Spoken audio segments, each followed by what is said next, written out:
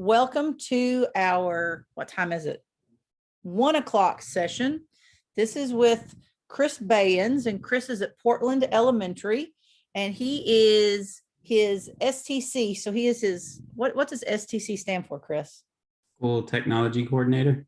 I knew that. I should have known that. So he is the school technology coordinator in addition to the PE teacher at Portland Elementary. And Chris is going to be doing Flipgrid, iMovie, and Kahoot with us. So he's got an interactive session planned, and I'm going to let you take it away, Chris. And I'm going to be working on breakout rooms after this. All right. So first, if you could, in the chat, I put a link to a Google form, and it just has 1 or 2 questions for your name, and then rating what you think your skill is with Flipgrid. And if you've never heard of it, that's a good thing. Share my screen.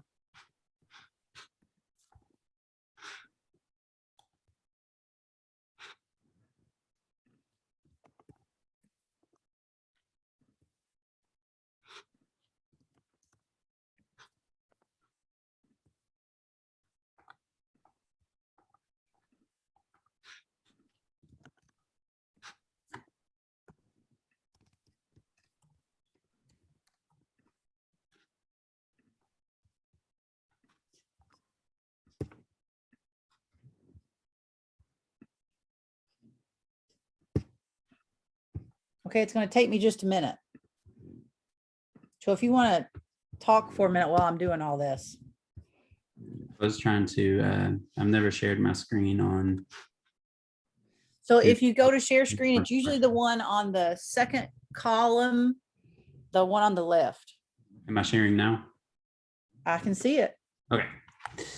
All right. So I'm also going to put this in the chat. This is a link to my slide deck, and I have some links in there that we'll use during it. So you can open it up as well.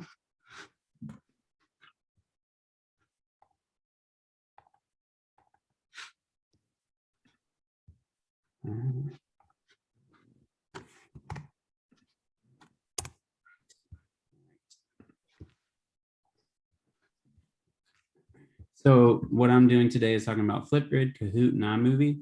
I'm going to start with Flipgrid because I feel like it's probably been the most impactful to what I've done this year and what I want to do next year.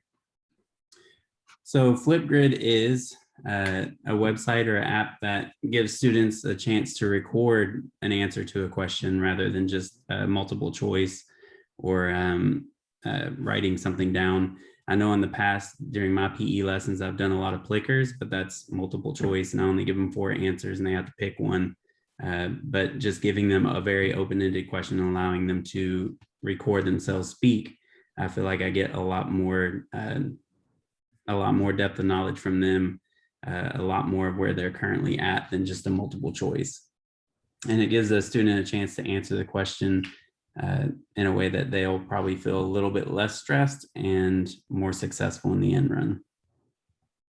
So I've used Flipgrid for about 2 years now. I used it a lot during NTI. With my 5th graders, we did a virtual field day, and my 5th graders made games, and I didn't even have to make a game this year. All I had to do was take their games, put them on a slide deck, and I edited them in iMovie. So this is one of my students' videos. And when I'm playing this, I just want you to think about, how do you think I got this student to this point? What kind of scaffolds did I use? How many Flipgrids do you think the student has made? Hello, my name is Bruce, and my game is called Soccer. To play this game, get your ball up socks and a timer. Set the timer for 4 to 5 seconds and begin throwing your socks up in the air at least 3 feet above your head and try to catch it. Keep throwing the socks continuously, adding a point for each catch and subtracting a point when you don't catch the socks. Scoring 10 points before the timer is up and you win. I'm just going to skip through his Since I'm a 5th grader, directions I'd a have to little get bit. 15 points. 1, 2, 3, 4, 5, 6. And he gets to a point where he gets to win his game and then come back and kind of like recap the game. Chris, Yes. I still need a few people to take your slide. I need Billy and Tony Gunn. If you would, Chris, if you would repost that in the repost that link for Billy and Tony Gunn to take this link for me that Chris is about to post in the chat box.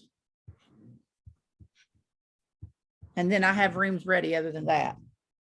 All right, there's the form again. So Billy and Tony, if you could take that form, I appreciate you. Diosdado, I have yours already. I know All right. which group you'll go in.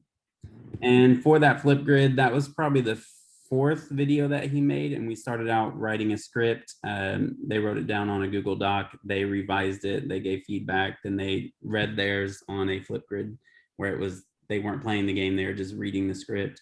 They gave feedback on that. Then they did a mock draft and then revised it again. And this is probably the third or fourth revision. Every fifth grader that did one had it in their backpack defense, and I got to see 2 of them defend it. So that was pretty neat. My fourth graders, so that Flipgrid was a longer project. And I think this fourth grade one was a very quick thing. It just had me see their skill level currently. This was in a NTI, it was like a small 20-minute session with small groups. We did juggling skills for 20 minutes, and then I gave them the link to this Flipgrid as homework. And they got to, the question was, it gave them 2 links to videos, and it said, pick the video level you think your juggling's at. And it was like juggling with 2 or juggling with 1 or juggling with 3. And they got to pick. My favorite one is the 2 bad one. It's easier.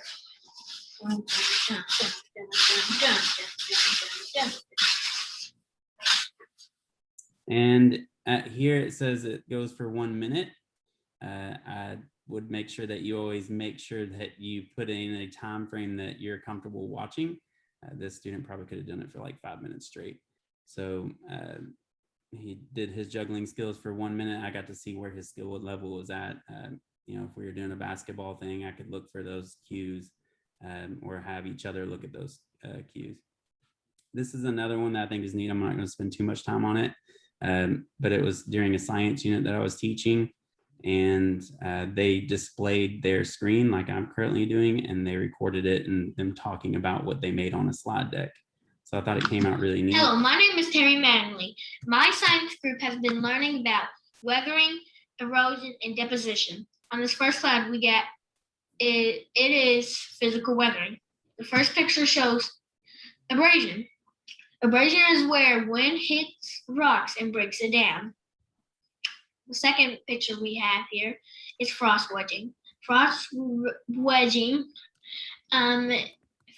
is where water gets into cracks of rocks and freezes, and the ice expands, which breaks down the rock. Wow. All right. So that was a good one. But we could do anything on a slide deck in PE and have them present their knowledge. We could do a nutrition unit where they're building recipes and they're talking about their recipes. We could do a workout routine on Google Slides and have them record and talk about their workouts. Create a game. There's a lot of things that we can do to where they could build something online, some kind of artifact, and then talk about their artifact a little bit deeper. And then on the slide deck too, at the bottom, I included some already made Flipgrids. And in a second, you'll see that there's like a library when you start on Flipgrid. And I included some for health and PE. And then there's a quick start guide for PE if you've never done it before. So we are going to do one together so that you know what to do when you get into your breakout room. So in a second, I'm going to have you log into Flipgrid. Down there. You're going to, if you've already logged in before, you're just going to log in a normal way. Otherwise, you're going to go to educator login. I think I've already done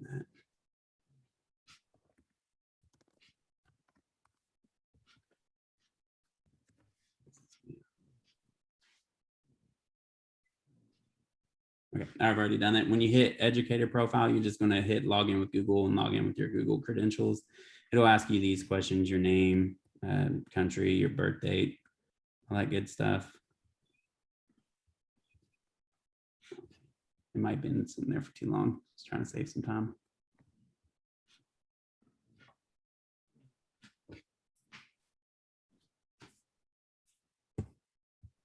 Log in.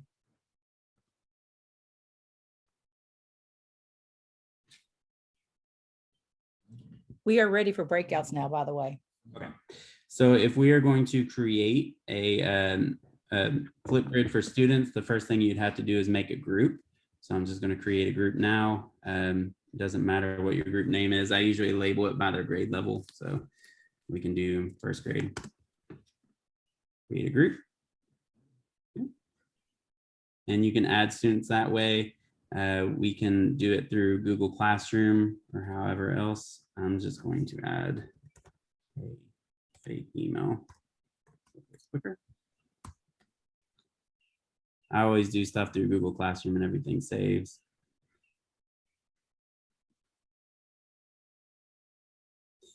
And this little link will let the students get into Flipgrid, and you can post that to their classroom. You could save it. You can also make it a QR code and print it off, and the student can scan it with their Chromebook to log into it. But I usually use the Flipgrid link itself. So this is what it's going to look like when I create my group. So if I had all my first graders in this group through Google Classroom, they won't really have to add themselves. They'll just have to log in through Google with the little link that you give them. So after that, if I want to create a topic, I'd come down here and hit create a topic. And I wanted to make one for the first day of school because I never get time to talk to all my students. I just get time to tell them a little bit about me. And then I maybe hear from 2 or 3 students. So to be able to hear from all the students for a couple seconds would be pretty neat. So maybe my question for my title could be, what did you do this summer? And then again, you can just put the same thing down there.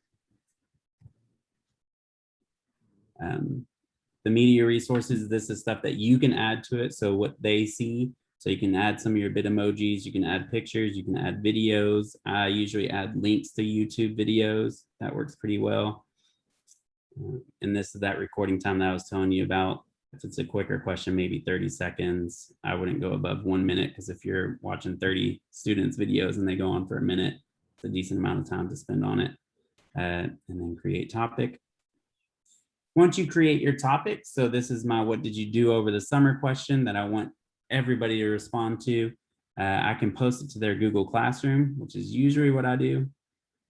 Makes it simple because I'd say 9 out of 10 students know how to get to their Google Classroom. I would come in and I would pick a group, grade PE, or I can put it to their homeroom teacher, however they get to it the most. And then usually I do it as a material, and that way they don't have to submit anything on their Google Classroom. It's just they click the link, they log in, and everything's ready. Then I hit go. So that is how you create one. So we're going to make one in a second in breakout rooms. And the question that you're going to make is based off your situation. So everybody's situation in their school is different. Everybody's gym setup different. Everybody's curriculum is different. So how could you use Flipgrid in your space? How could you use it with your students, with your technology that you have in the gym or in the students' classrooms? How could you get the students to answer if you're doing it during your time in PE? Are you sending a couple students out into the hallway for a couple seconds to answer on an iPad? Are they bringing their Chromebooks in, all answering, and then put their Chromebooks somewhere else? Are you going to their room first and having them do it on their Chromebooks? How could you get them in front of some piece of technology to answer? What questions or needs do you have? Do you need the technology? Do you need iPads or Chromebooks? Do you need the space to store Chromebooks when they're done with them? Are you just like, this is way out of my realm, I don't know how to safely do this in my PE gym space? And then just think about what that would look like in your room. I want you to really focus on like the harder questions that you have. How can I get these students to all answer it? If I have 25 students in a room for 55 minutes, how can I get them all to answer a question yet do all the rest of the lesson?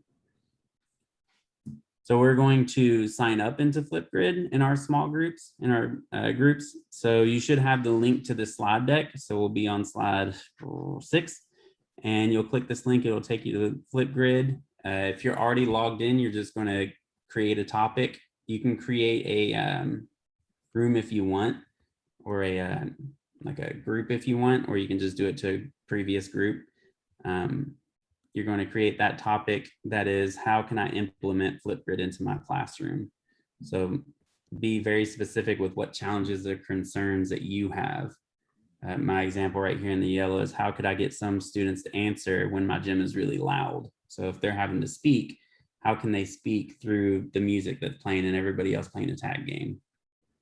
I just added that link in the chat for you. Okay, thank you.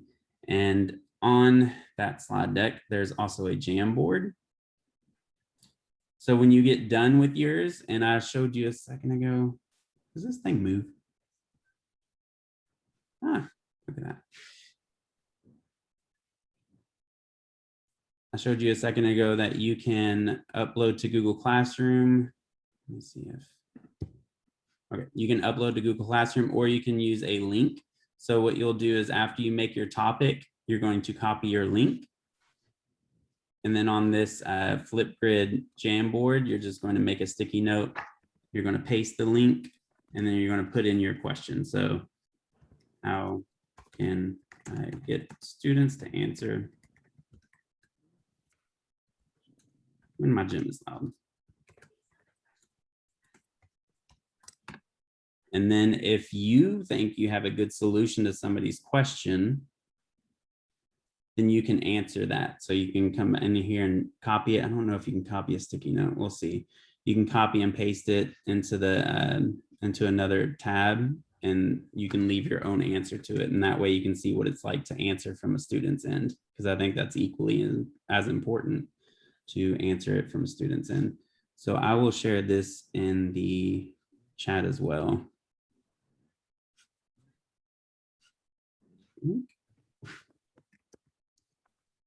And we can go into our breakout rooms. I'm going to give us 8 minutes, and I'm going to come check in with you all. Yes, this is the link to my Jamboard. All right, you ready for me to start breakout sessions? Yes. Is there any questions first about what we're doing? And you said 8 minutes, correct? Yes. All right, I'll give everybody like a 3-minute warning, and then you'll get the 60-second countdown. We're going in 3, 2, 1.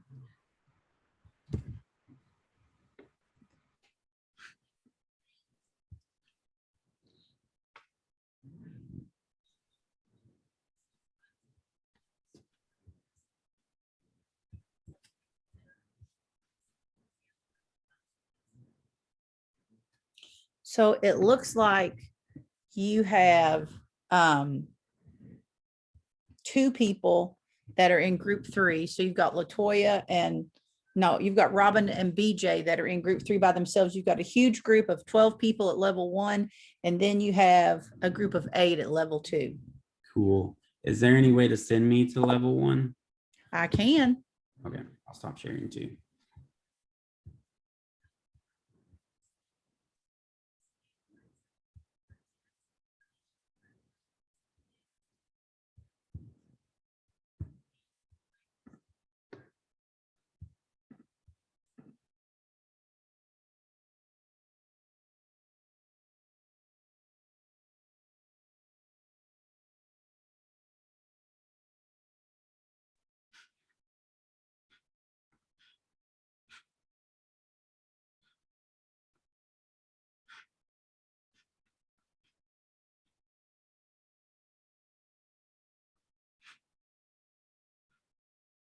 All right.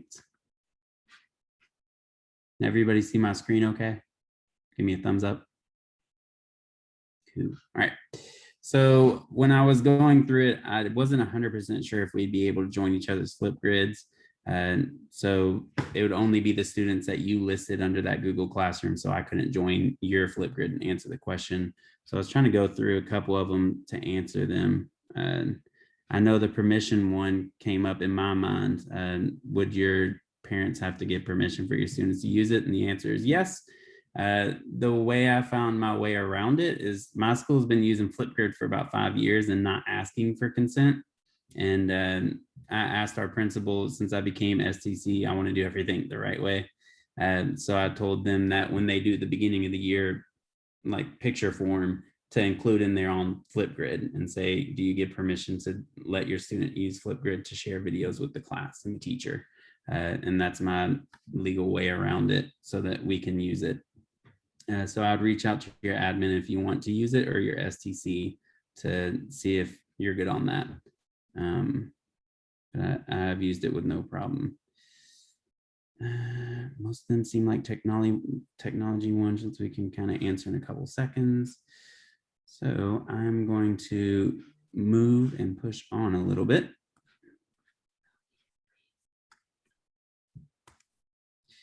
And we're going to switch gears and kind of go through Kahoot now. And Kahoot is like a interactive kind of multiple choice quiz game.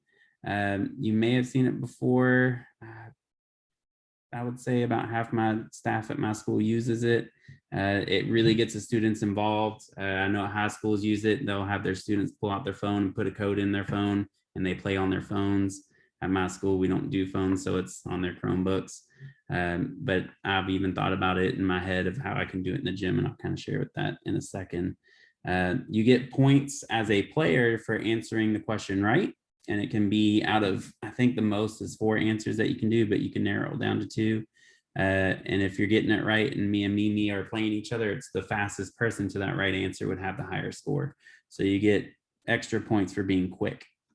So this is a Kahoot that I've done with my 5th graders during NTI. They were doing decimal points in math. So I made a small Kahoot towards the end of the week, and it worked on finding the decimal point and which one's the highest place value and all that good stuff, and based it off sports and my interests.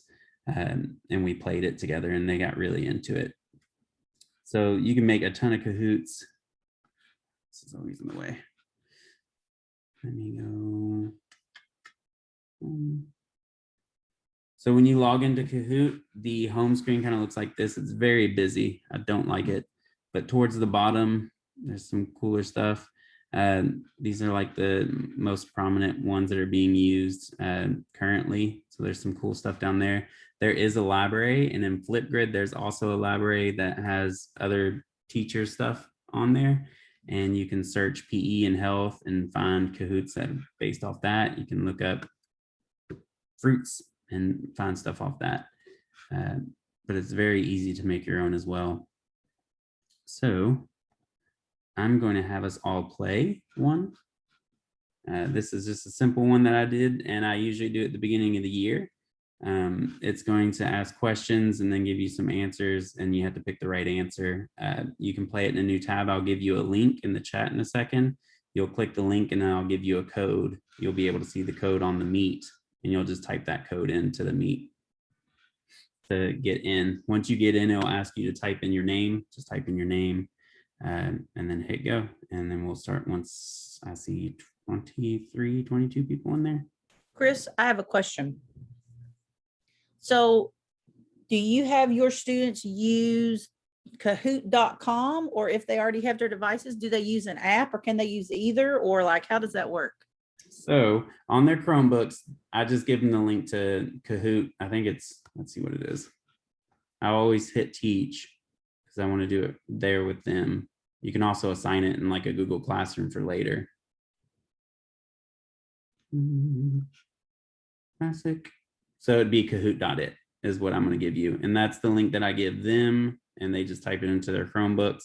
If we're doing it in the gym and they don't have their Chromebooks, usually I'll set out cones that are the colors of the answers, and I'll say run to that answer.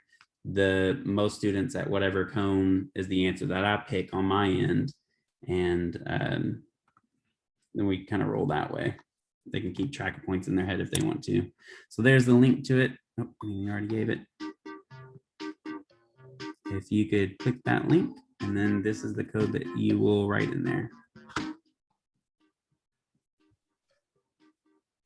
You've got a couple of comments in the chat. Brandon says Kahoot is good for days you're forced out of the gym because of events and you have to be in a classroom for the day. Yes.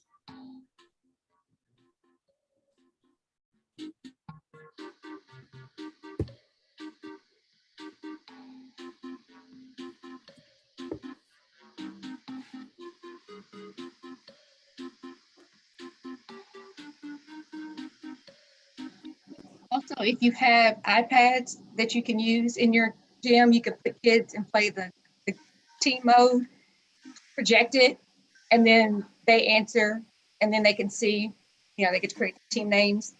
I always did this with my middle schoolers as part of their procedures, their syllabus review. That's how we did that. It was a better way than me just talking at them. So we played Kahoot with it instead. Definitely. I don't think I've ever seen it done in team mode yet. I'll have to try it.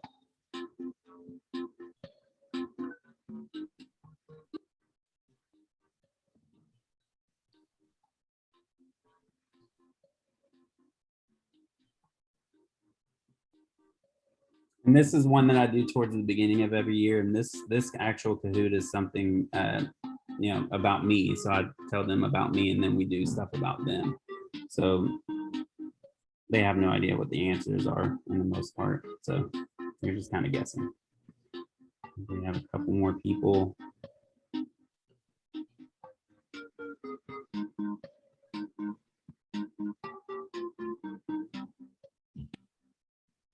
Twenty more seconds.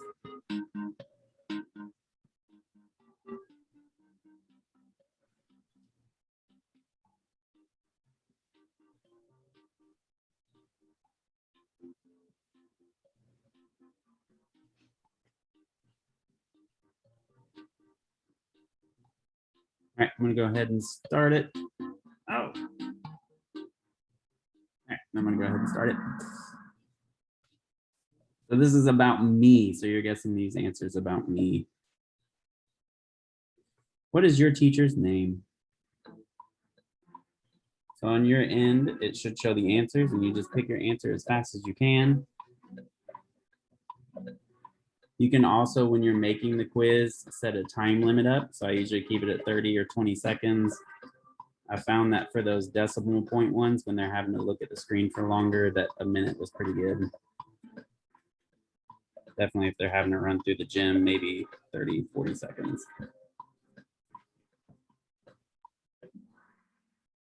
All right, most people got it right. It was Mr. Baynes. And it would show the leaderboard. Everybody gets to see where they're at and how far they away from first. Your teacher teaches.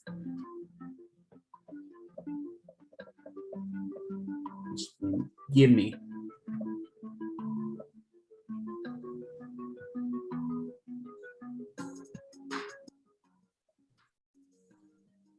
I'll come up with a cheesy prize for the winner. There we go. Uh-oh. Jason says, I'm not getting questions to answer, just shapes. Yes, you just Click the shape. you can look on the computer screen and see what's going on. Mhm. You have to flip back and forth. Yeah, and during NTI, one thing I had them do was split their screen. So I'd tell them to take their tab, bring it over to the corner, and on a Chromebook, it'll light up the corner, and they would have my slide open, so it'd show them the question and the answers, and then on the other side, theirs with the answers. But my MacBook won't do that like that.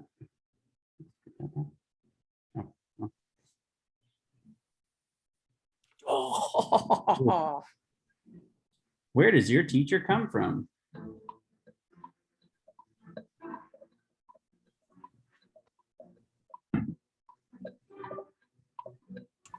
Unfair advantage.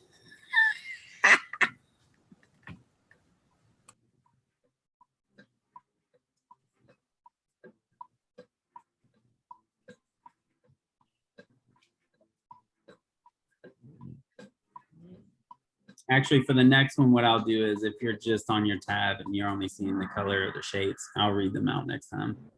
I am from Louisville, not Bowling Green. Ooh. Which pet or pets does your teacher have? Red is dog, yellow is cat, blue is bunny, green is 2 dogs.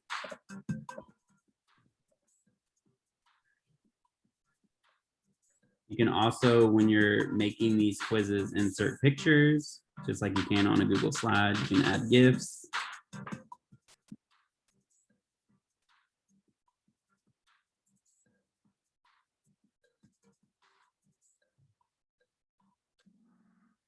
I have 2 dogs. It's also fun that during these games, I usually make the time longer at the beginning and then gets shorter and shorter. Your teacher does which hobbies? Red is renovating, yellow is woodworking, blue is running, green is fixing cars. This one's hard.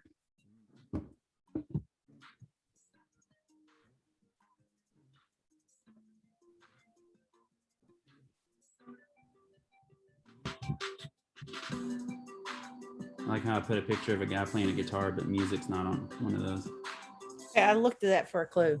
That's a weird picture. It is all of them, so just if you're quick at clicking it, you got it.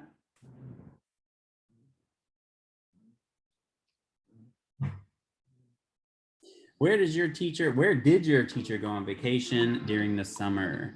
Red, the beach, yellow, the mountains, blue, the hammock, green, the city. This is for last year, so it was COVID year. Probably should have told you that in the front.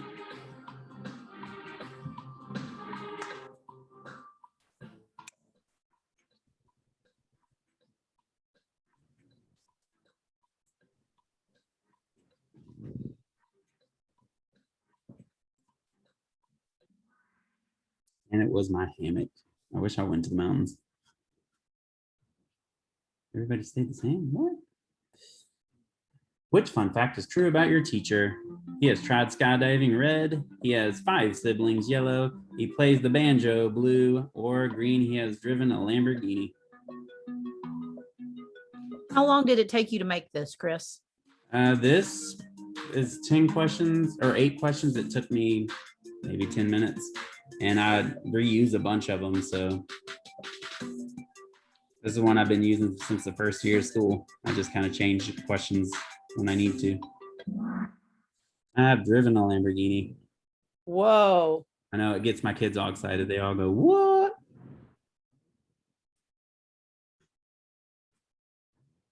How involved were you in this quiz?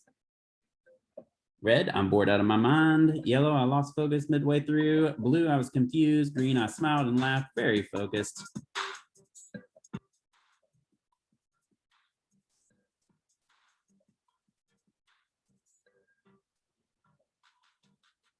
I feel like I should start doing these at our PDs to give folks questions.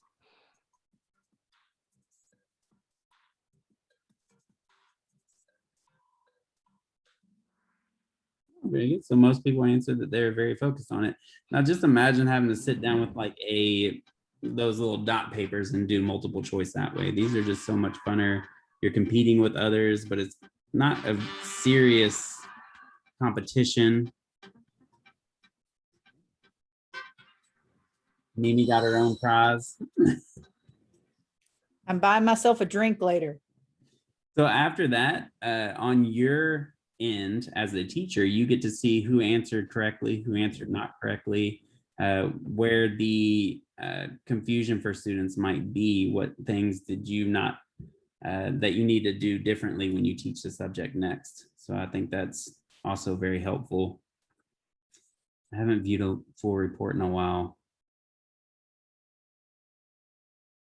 But I know it gives a good amount of data. So it'll show the students that need help. All that good stuff. So I love Kahoot for those reasons. I think it's a lot of fun.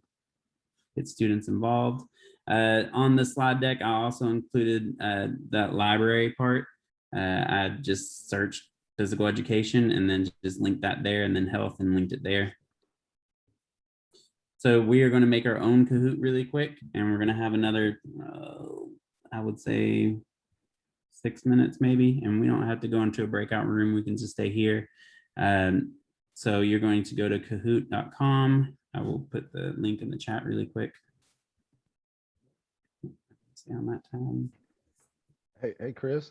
Yes. Hey, if you don't mind, I know last year the 4th grade teacher I was assisting, he used Kahoot quite a bit to do his quizzes with the kids. But one thing I noticed, he had to like kind of set ground rules before about names, Yeah. like making sure they were appropriate, and also he knew who they were, like somehow, because because he used it as an assessment tool. So if it was like butterfly, like he was like, who is this? So they had to include their name somehow, even if they put like a nickname. Yeah, I agree. And that's something that we've always done too. So if you use it a lot, I feel like the procedure would be there and they would know that it's not something that you're just doing random and they're just going to be silly about it. But if you're telling them that that's how they get their grade, be specific about your name, who it is. You can put something silly, but make sure that your name is there. That's a good point. So I put the link in the chat for Kahoot. If you could go there and just log in or create, you can also hit continue with Google and all your credentials will be there. You'll just sign in that way. Once you do that, you'll hit, let me see what it looks like. Yep. Let's take this way.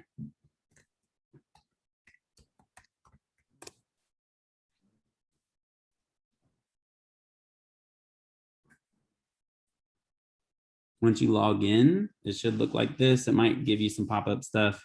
You'll just go over to the blue button that says create, and you don't have to add pictures or anything. Just try to make 3 simple questions.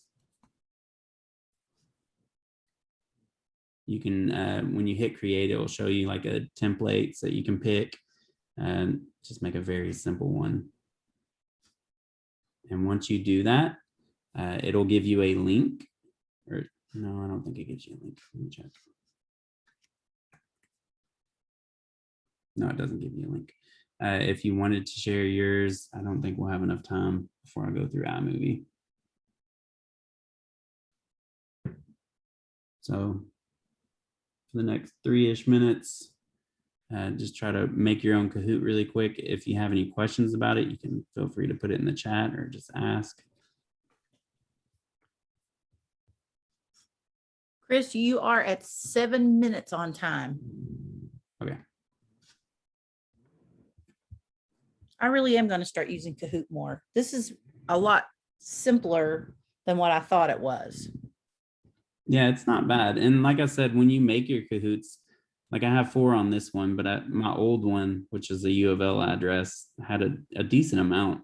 And I would just pull from those. And my teachers, my 4th and 5th grade teachers that use it a lot, they have like their own stuff that they do every single year with the students.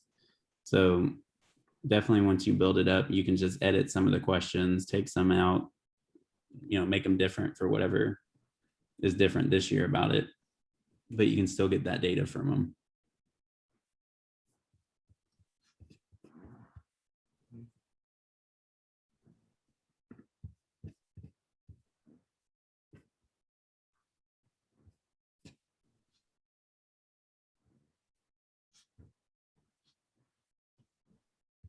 Okay, just for time's sake, if you're working on that, that's fine because I'm not really showing you a ton.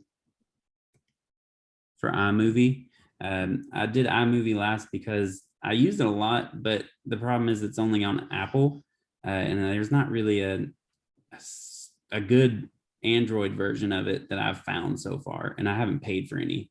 So the 2 that I put down here are paid for, and I don't, they say they're really good, but I'm not about to pay for it and try it. But if you have an iPad, it's automatically on there and it's free. So all the newer iPads have it, iPhones have it, and MacBooks have it. I'm currently on a MacBook, and I use it mostly on the MacBook because it's quick.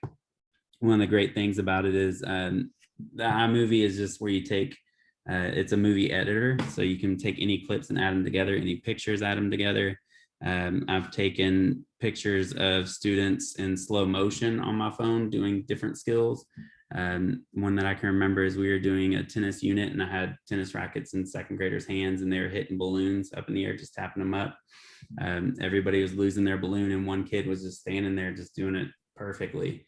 And I asked him if I could take a video, so I took a slow motion video of him on my phone and I hooked my phone up to my smart board and showed everybody, and I was like, what is he doing different that you're not doing? And everybody was like, oh, he's just watching the ball, he's not moving around, he's hitting it light. And having them do it a second time, I saw a big difference just because I slowed things down for them and told them to look for things that they weren't doing. But But on iMovie, you can do that as well. You can put things that are you recorded in normal motion and put them in slow motion. You can add text to it. You can add music to it. So I took Flipgrid videos. Once you make a Flipgrid video, it gives you a way to download it from the teacher's end. I don't think it gives you a way to download it from the student's end. But when a student would make, let's say, for example, the field day game, the student that made their field day game, I could download their video to my computer, put it on iMovie, add music, text to it, take some of the stuff out. I even could lower some of the volume behind them so that their voice is a little bit louder. You can use green screens on iMovie. You can create workouts on iMovie. Daniel showed us one yesterday. That was really good. And I've seen a lot of them on Twitter that people do. And then students can also create their own game and make it on iMovie or skill breakdowns. So this is the video in the beginning of my PD that I showed you all with that student that jumped out of nowhere and he had his little sock balls and he was throwing them. This is the same video, it was just edited afterwards. So I'm only going to play it for a couple seconds and I just want you to notice the difference.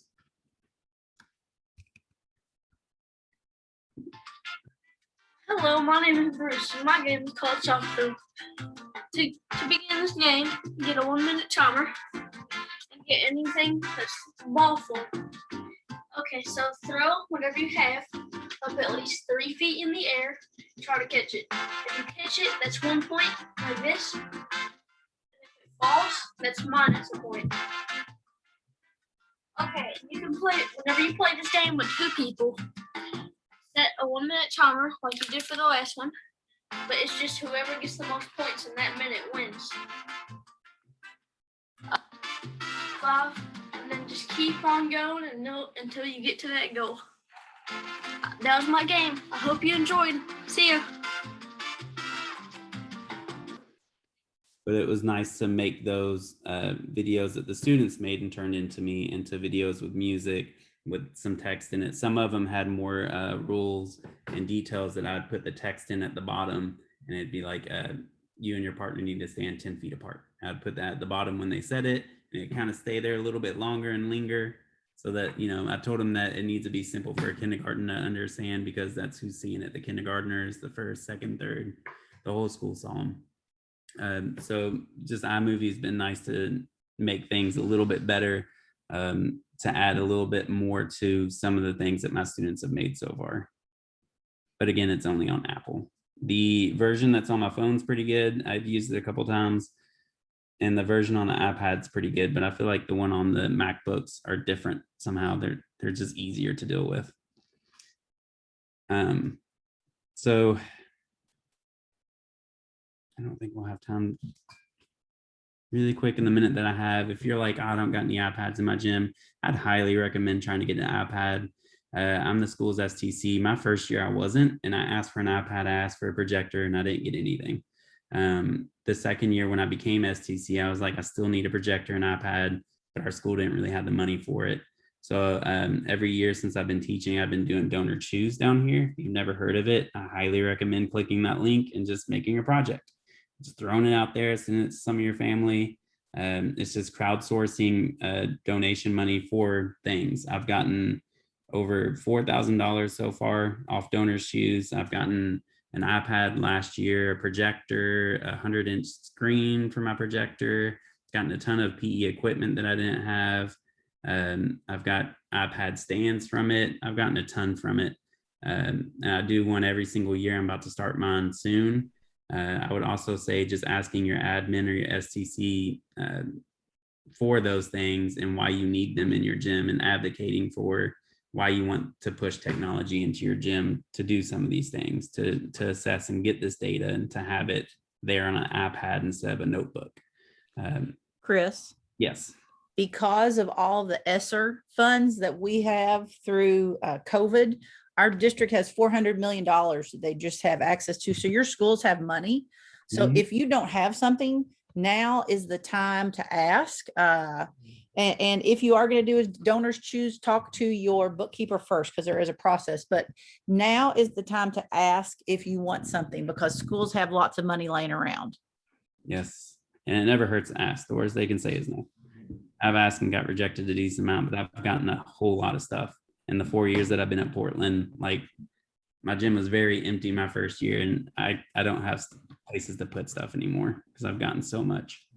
All right, there's my email address. If you ever need something for Flipgrid or iMovie or Kahoot or any other questions, you can always shoot me an email, or you can ask me now.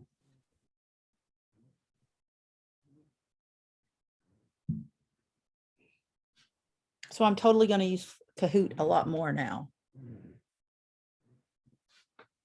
No, Bruce did not edit this. I edited it. If we were in person at the time, I would have had them edit it, but I just did it on my end. They submitted me their video. He edited it over time. So they all did their field day games, and that was probably his third or fourth revision. Students would give him feedback. I had them watch it once and say, what do you not like about this? So in that way, he did edit it, but I actually put the music in and the font and all that stuff.